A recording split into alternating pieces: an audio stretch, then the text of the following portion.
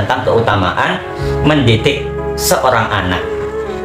Kata Syekh Nawawi Al-Bantani, beliau mengutip hadisnya Nabi Muhammad SAW di dalam syarahnya, bahwa Rasulullah SAW itu pernah dawuh, barang siapa yang diberi rizki oleh Allah Subhanahu Wa Taala anak, barang siapa yang diberi anak oleh Allah Subhanahu Wa Taala, kemudian mereka tidak mengajarkan anak tersebut ilmu Al-Quran, tidak mengajarkan anak tersebut Al-Quran, maka kata Rasulullah SAW, seluruh dosa yang diperbuat oleh anak ini selama dia hidup, ya, itu akan menjadi tanggungan ayahnya sampai hari kiamat.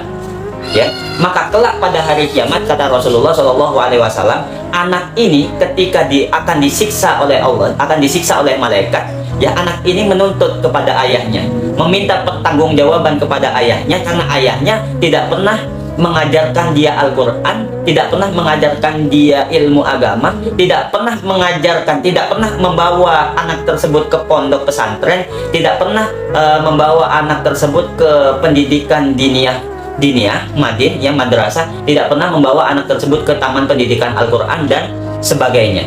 Maka anak tersebut menuntut kepada ayahnya, karena ayahnya tidak pernah mengajarkan dia Al-Quran selama dia hidup.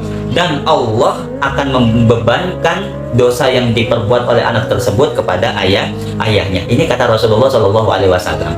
Nah, kemudian Sayyiduna Ali karramallahu wajhah radhiyallahu anhu ta'ala juga pernah tahu, kata Sayyiduna Ali radhiyallahu anhu, ajarkanlah anak-anak kalian Al-Quran, ya.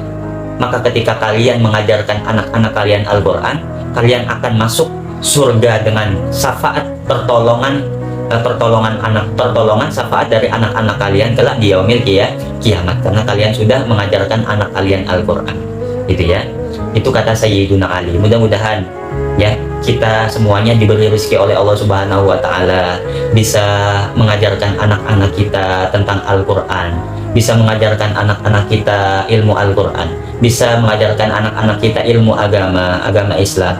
Kalau tidak bisa, semoga kita diberi rezeki oleh Allah Subhanahu Wa Taala untuk memondokkan anak kita, ya, memasukkan anak kita ke pondok pesantren, memasukkan anak kita ke madrasah diniyah, memasukkan anak kita ke taman pendidikan Al-Quran dan sebagainya.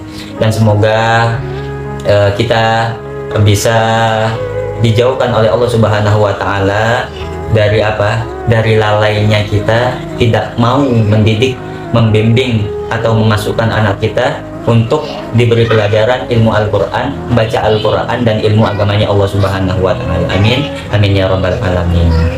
Baik ya jemaah sekalian, itu saking pentingnya ya. Bahkan kata Rasulullah SAW, ya, ketika kita diberi karunia anak, itu kata Rasulullah, ketika kita diberi karunia anak, kemudian kita tidak mau mengajarkan dia Al-Quran, tidak mau mengajarkan anak kita itu ilmu agama, ya, atau tidak mau memasukkan anak kita ke pondok pesantren atau ke lembaga-lembaga yang mengajarkan tentang agama, tentang keislaman, maka ketika anak kita itu melakukan dosa selama dia hidup, maka dosa yang diperbuat oleh anak ini akan menjadi tanggungan ayahnya. Ini kata Rasulullah SAW. Maka kelak yang dituntut di yaumil qiyamah, yang dituntut oleh Allah Subhanahu Wa Taala di yaumil qiyamah ini bukan anaknya, melainkan ayahnya, karena ayahnya tidak mau memerintah anaknya untuk belajar ilmu agama atau tidak mau mengajarkan dengan sendiri anaknya ilmu agama, gitu ya. Nauzubillahi min dzalik.